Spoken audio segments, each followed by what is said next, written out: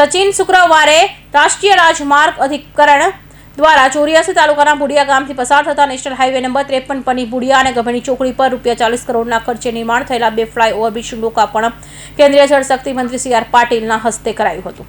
આ પ્રસંગે વન પર્યાવરણ રાજ્યમંત્રી મુકેશભાઈ પટેલ, જિલ્લા પંચાયત પ્રમુખ ભાવિનીબેન પટેલ વિશેષ ઉપસ્થિત રહ્યા હતા। ફ્લાયઓવર બ્રિજનું નિર્માણ થતાં સ્થાનિક ગ્રામજનોની સાથે અજીરાની કંપની અને સચિન પાનેસરા જીઆઈડીસીમાં અવરજવર કરતા હજારો વાહન ચાલકોને મોટી રાહત થશે। આ પ્રસંગે કેન્દ્રીય જળશક્તિ મંત્રી શ્રીએ જણાવ્યું કે ગ્રામજનોએ હાઈવે પરની બુડિયા અને ગભેડી ચોકડી પર ફ્લાયઓવર બ્રિજ બનાવવા માટે અવારનવાર રજૂઆત કરી હતી। કેન્દ્રીય મંત્રી નીતિનભાઈ ગડકરીના માર્ગદર્શન હેઠળ આ ફ્લાયઓવર બ્રિજનું નિર્માણ થતાં ગ્રામજનોની માંગણી પૂર્ણ થઈ છે। જેનાથી ટ્રાફિકની સમસ્યા ઘટશે, અકસ્માત ટળશે અને સમય તથા ઇંધણની બચત થશે। 84 તાલુકાના દરેક ગામોમાં સેંકડો વિકાસ કાર્યો થઈ રહ્યા છે અને ઉલ્લેખ કરતા મંત્રીશ્રીએ ઉમેર્યું કે રાજ્ય અને કેન્દ્રની ડબલ એન્જિનની સરકાર વિકાસ કામો પણ ડબલ ગતિથી કરી રહી છે।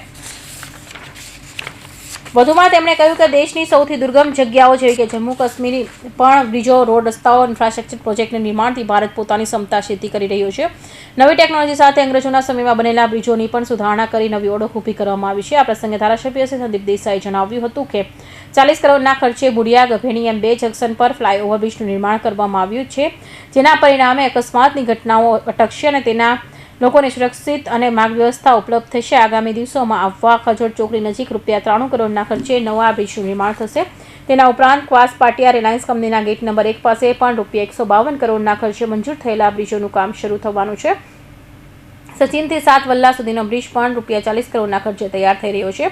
સરકાર સતત વિકાસની દિશામાં કાર્યરત છે અને માર્ગ પરિવહન તથા ઇન્ફ્રાસ્ટ્રક્ચર ક્ષેત્રે નોંધપાત્ર વિકાસ સાધી રહી છે, જેથી નાગરિકોને વધુ સગવડો મળી રહે અને સંકલિત વિકાસ શક્ય બને એમ શ્રી દેસાઈએ કહ્યું હતું। આ પ્રસંગે ધારાસભ્ય Sangita Patil, mayor Daksheshbhai Mavani, deputy mayor doctor Narendra Patil, સ્થાયી સમિતિ ચેરમેન રાજન પટેલ, શાસક પક્ષના નેતા શશિકાલ ત્રિપાઠી, કોર્પોરેટર અગ્રણીઓ સહિત શહેરીજનો ઉપસ્થિત રહ્યા હતા। Suresh Rathod, Hind TV news, Sachin.